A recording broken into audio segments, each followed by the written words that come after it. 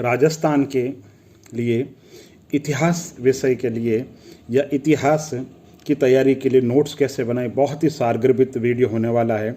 और मैं आपको बताऊंगा सिर्फ 25 से 30 पेज के अंदर आप इतिहास के नोट्स बना सकते हैं और हेडिंग कैसे होनी चाहिए और परीक्षा में सवाल पूछे जाएंगे तो कैसे पूछे जाएंगे। सबसे पहले आप लिखो, नोट्स बनाओ, राजस्थान के जो प्रमुख इतिहासकार है HD सांकलिया, गौरीशंकर ओझा जी, श्यामलदास जी ददवाड़िया जिन्होंने वीर विनोद लिखी और केसर हिंद की उपाधि से सम्मानित हुए, नाथुराम जी खड़गावत, इनको 50-50 शब्दों में अच्छे तरीके से तैयार करें।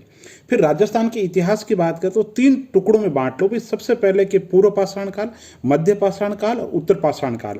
फिर कहाँ कहाँ पर स्थान मिले, क्या समय था और प्रमुख कोई घटना, कहाँ पे कोई स्क्रैप मिला, कहीं कुछ मिला, क्या मिला, बिल्कुल स्क्रैपर वगैरह जो भी है इस तरीके से लिख लीजिए।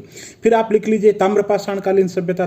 ताम्रपाषाणकालीन सभ्यता जैसे गणेश्वर हो गया, उपनाम क्या है, खोज क्या है, किस नदी के किनारे है, कहाँ पे क्या मिला, आहाड़ है। इसी तरीके से जो छोटे छोटे स्थल है ताम्रपाषाण से संबंधित, उनके डिस्ट्रिक्ट पूछ लेते हैं कि कुर्डा कहाँ पर है, बालाथल कहाँ पे, ओजियाना कहाँ पे, मला कहाँ पे, किराड़ोत कहाँ पे, एलना कहाँ पे। तो डिस्ट्रिक्ट याद रखना जरूरी है। इसके साथ में कोई महत्वपूर्ण तथ्य हो छोटा मोटा वो याद रखना जरूरी है।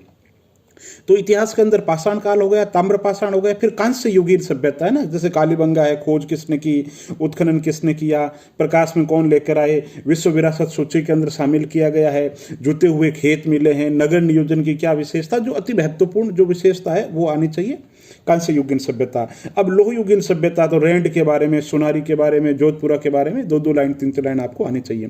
फिर बात करते हैं वैदिक सभ्यता की, तो सरस नदी के किनारे महाजनपद थे, तो जो 16 महाजनपद थे उसमें से राजस्थान में जो 3 महाजनपद थे वो जनपद कौन से थे। इसके अलावा उस समय राजस्थान के अंदर 2 गणराज्य भी थे, तो वो गणराज्य कौन से थे।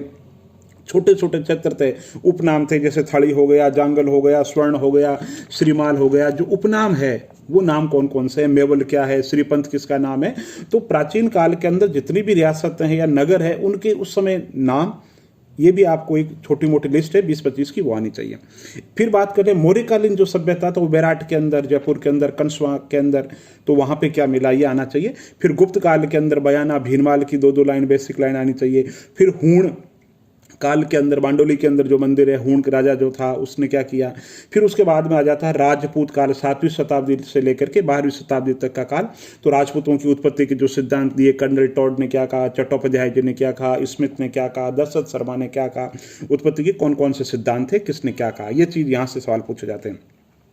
फिर जो प्रमुख राजपूत है, जैसे चौहान कहाँ के हैं, खींची कहाँ के हैं, सोनगरा कहाँ के, चावड़ा कहाँ के, हाड़ा कहाँ के, कच्छावा कहाँ के, राठौड़ कहाँ के, भाटी कहाँ से, इस तरीके से आपको पता होना चाहिए। फिर आप जो प्रमुख राजा है उन पे 4-4, 5-5 लाइन आनी चाहिए, जैसे अर्णोराज ने क्या किया, विग्रहराज के सांस्कृतिक दृष्टि से क्या है, कौन सी किताब लिखी, किसको दरबार के अंदर आश्रय दिया, है ना। तो फिर चौहान वंश हो गया। फिर चौहान वंश के अंदर पृथ्वीराज चौहान के जो पुत्र थे गोविंदराज जी, वो रणथंभौर चले गए, तो रणथंभौर में जो वंश है उसके बारे में अलग से जानकारी होनी चाहिए। मेवाड़ है तो बप्पा रावल से लेकर के लाखा, सांगा, प्रताप, इनके बारे में पता होना चाहिए। नाम क्या है, उपनाम क्या है, इनसे संबंधित प्रमुख युद्ध कौन कौन से है, स्थापत्य कला, चित्रकला, संगीत कला या ऐतिहासिक दृष्टि से कोई बहुत महत्वपूर्ण जो तथ्य है, प्रमुख जो युद्ध लड़े तो युद्ध कौन से लड़े, इनके साथी कौन थे। तो इस तरीके से राज सिंह का विवाद हो गया, हाड़ी रानी सलेकर का क्या प्रसंग था, प्रमुख मोटे मोटे जो घटनाएं वो आनी चाहिए। जोधपुर में जैसे कि नींव रखी, राव जोधा के बारे में क्या है, चंद्रसेन प्रताप कहा जाता है, उन्होंने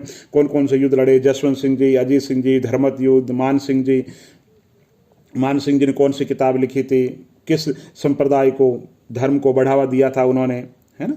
इस तरीके से राव बीका जी है तो जैत सिंह जी थे, राती घाटी का युद्ध हुआ जैत सिंह ने कामरान के साथ में, उसमें पता होना चाहिए। कल्याणमल वैवाहिक संबंध हो गए थे, राय सिंह जी, कल्याण सिंह जी, दरबार के अंदर महत्वपूर्ण स्थान था। राय सिंह जी के छोटे भाई थे पृथ्वीराज जी, उन्होंने कौन सी किताबें लिखी, उनका क्या उपनाम था। करण सिंह जी को उपाधि कौन सी थी, करण सिंह जी ने क्या किया। अनूप सिंह जी जैसे पंडित भावभट्ट उनके दरबार में रहते थे, स्वर्ण काल था। गंगा सिंह जी गोलमेज सम्मेलन के अंदर भाग लिया, चैम्बर ऑफ प्रिंसेज के वो अध्यक्ष रहते। गंग नहर, गंगानगर उनका योगदान है ना। इसी तरीके से जयपुर की बात करें, दुल्हे राय से लेकर के भारमल ने जो वैवाहिक संबंध मान सिंह ने किए, मिर्जा राजा जय सिंह, सवाई जय सिंह। तो इस तरीके की जो बेसिक जो जानकारी है इतिहास के अंदर आपको होनी चाहिए।